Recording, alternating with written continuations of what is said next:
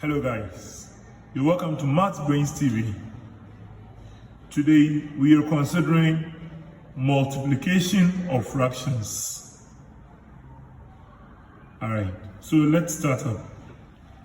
Please note the following. To multiply fractions, we do not find LCM. Please note this. That's when multiplying fractions, we do not find LCM. Okay, so to start with, we have 1/3 times 4/5. So to multiply these two fractions, what you are simply going to do is to multiply the numerators and multiply the denominators. Alright, so this gives us 1 times 4 divided by 3 times 5. So that's what we get. And 1 times 4 equals 4, and 3 times 5 equals 15. So this is the solution to the product of 1/3 and 4/5. Let's take another example. We have 1/2 times 1/4. Alright, so by so doing, just as I said, we only multiply numerator by numerator and multiply denominator by denominator. So this gives us 1 times 1 divided by 2 times 4. And 1 times 1 equals 1. 2 times 4 equals 8. So 1/2 times 1/4 is 1/8. Let's try the third one. We have 2 whole number, 1/3 times 1 whole number, 1/2. So given a question of this nature, please note that you cannot just multiply up. So to deal with a question of this nature, you are going to change each of these mixed fractions into improper fractions. And you have a video on the channel that explains into details how to change mixed fractions to improper fractions. So please do well to go through the video so you can understand how to easily change mixed fractions to improper fractions. Now let's continue. So when you multiply 2 by 3, then 2 times 3 is 6. Then we add it to the numerator. That gives us 7. So this gives us 7/3 times this. 1 multiplies 2 to give us 2. Plus 1 gives us 3. So we get 3/2. So with what we have here, we can see that there is a common factor to the two fractions. The denominator over here is 3. The numerator over here is 3. That means 3 is common to the two fractions. So you can cross these numbers out. So 3 will cancel itself 1, and we'll cancel this other one to 1. So we will now be left with 7/1 times 1/2. Does everybody understand what you're doing? When we looked at the two fractions, you saw that there is a denominator of 3 here, and the numerator of 3 here, and they are like terms, so you cross them out. So you get 7/1 times 1/2.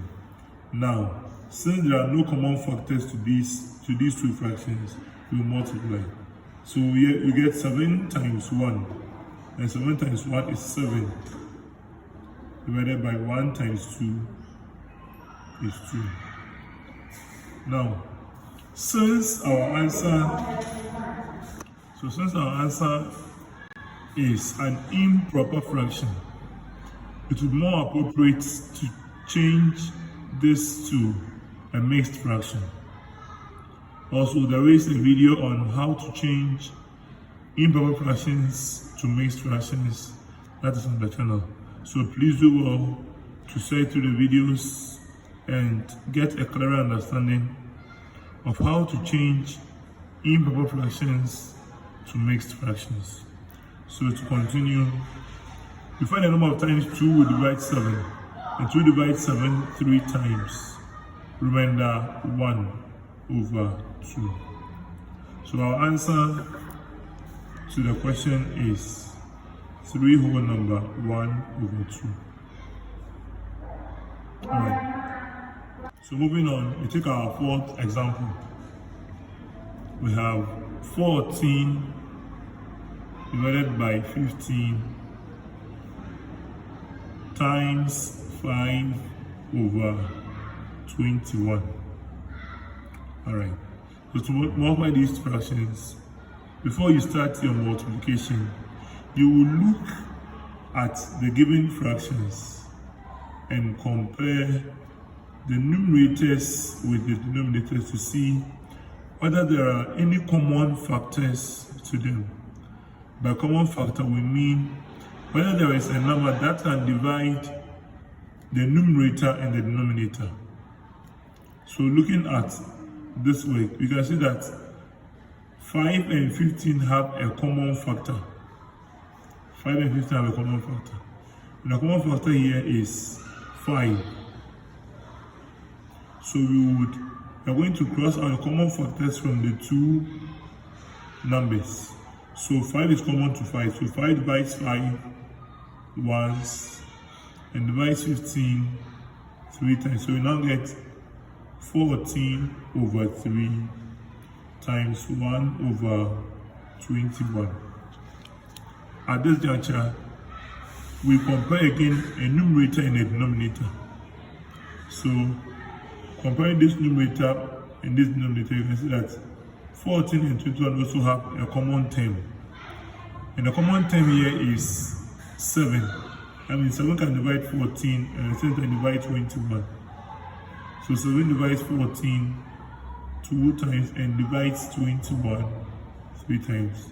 So you are now getting 2 over 3 times 1 over 3. Please note that we cannot cancel common terms at the denominator. Neither can we cancel common terms at the numerator. It should always be a numerator and a denominator. A numerator and a denominator. Please don't cancel common terms at the numerator. And please don't cancel common terms at the denominator. So please don't be tempted to say that 3 will divide 3 1 and divide this 3 1. No. Because the two numbers are both at the denominator, they cannot be cancelled out. Alright, so this will finally give us 2 times 1 is 2. We get 2 divided by 3 times 3 is 9. So 2 over 9 is our final answer. Please help you understand. Alright, so please, let's take some more examples. But for the following examples, please pause the video and try your hands on them. Then you verify for the correct answer. Alright, so please, let's try 3 over 5 times 2 over 9. Please do well to pause the video and try your hands on the question. And you come back and check for the solution. Alright, so we sum up. Comparing this numerator with this denominator, do you have any common term to any of these denominators with respect to 3? You can see that we have a common term between 3 and 9, and that is 3. And 3 can divide 3 and 3 can divide 9. So we break it down. This will give us 3 will divide itself once and divide 9 3 times. So we'll be left with 1 over 5 times 2 over 3. Alright, so this will give us 1 times 2, which is 2 over 5 times 3, 15. Please, I hope you got the same answer when you try the workup. Alright, so this will be the end of our video for today. Please do well to try some more questions on your own. And if you encounter any challenge, please do well to link up in the comment section with any challenge of yours. It will be addressed to your utmost understanding, so that we can together say that mathematics is the easiest subject ever to be taught in schools. See you in our next videos. Bye.